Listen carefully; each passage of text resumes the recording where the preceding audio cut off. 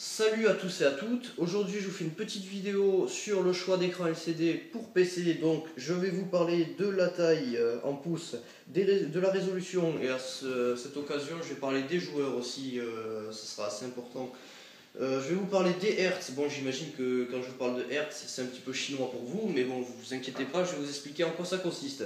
Je vais vous parler aussi de la connectique qui est très importante dans les écrans PC puisque ça peut changer pas mal de choses. Donc, alors tout d'abord, pour les marques, moi je préfère les écrans Asus. Bon, après, je fais pas de la pub, hein, mais il y a d'autres personnes qui préfèrent d'autres marques. Bon, la plus grande différence en général, c'est les couleurs, la différence de couleur en fonction des marques. Donc, je vais vous parler de la taille en pouces aussi. C'est-à-dire que moi je préfère les écrans de 22 pouces, après il y a certaines personnes qui les préfèrent plus gros ou plus petits, mais moi je trouve qu'un écran plus gros que 22 pouces c'est plutôt gênant parce qu'il faut se reculer, et quand vous êtes un gamer c'est embêtant pour jouer quand même. Donc pour la résolution, la plus haute résolution, c'est-à-dire la Full HD, c'est la résolution 1920 x 1080. Donc, c'est-à-dire la résolution qui affichera une meilleure qualité. Donc c'est la résolution que je conseille aux gamers en fait. Parce que si vous avez une bonne carte graphique, un très bon PC, et que vous avez un écran qui n'est pas capable d'afficher une qualité optimale, c'est un petit peu dommage en fait. Puisque vous perdez de la qualité à partir de l'écran. Donc c'est pour ça que je conseille un écran Full HD. Ensuite, donc je vais vous parler des Hertz. Les Hertz, alors bon là je vais vous expliquer tout de suite ce que c'est. Donc en fait les Hertz c'est les images par seconde. Donc cet écran que vous voyez est un écran 75 Hz. Donc il faut savoir qu'à partir de 60 Hz, c'est-à-dire 60 images par seconde, l'œil ne voit plus la différence. Donc les Hertz qui sont au-dessus sont inutiles.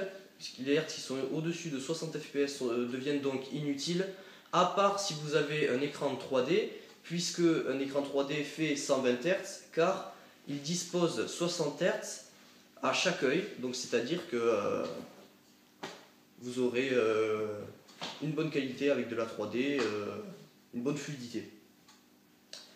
Donc je vais vous parler aussi de la connectique. Donc il y a plusieurs sortes de connectiques.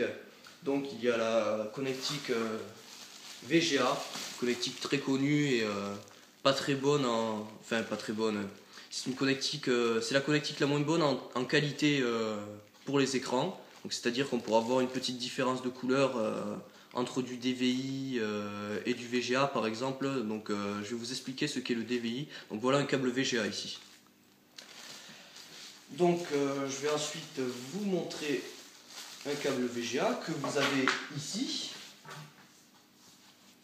Ce câble VGA en fait c'est un câble HD, c'est l'équivalent de câble HDMI, sauf qu'il ne véhicule pas le son. Donc en fait les câbles HDMI sont très utiles pour les télés en général, puisqu'ils véhiculent l'HD.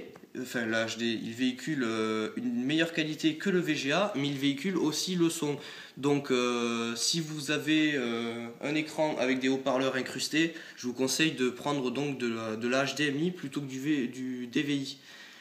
Car la HDMI véhicule elle aussi le son. Donc, c'est tout de suite plus pratique. À moins que vous vouliez utiliser des haut-parleurs auxiliaires. Je vous conseille d'utiliser de la DVI si vous utilisez des haut-parleurs auxiliaires. Voilà. Donc il existe quand même un adaptateur que vous branchez à votre carte graphique, qui est en fait un adaptateur. Ceci est un adaptateur VGA DVI. Donc en fait, si votre carte graphique n'a pas de port VGA, vous pouvez transmettre le signal DVI ici c'est un signal DVI.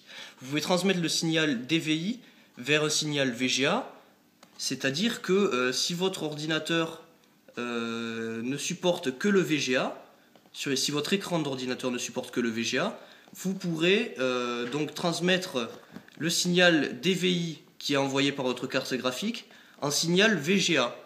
C'est-à-dire que donc vous pourrez utiliser votre écran VGA avec une carte graphique qui n'a pas de port fait à la base pour votre écran. Donc c'est un petit adaptateur qui vaut quelques euros dans le commerce. Donc voilà, c'est très pratique. Voilà, c'est terminé pour mon petit tuto. Merci d'avoir regardé ma vidéo et je vous souhaite à tous une bonne journée. Voilà, merci.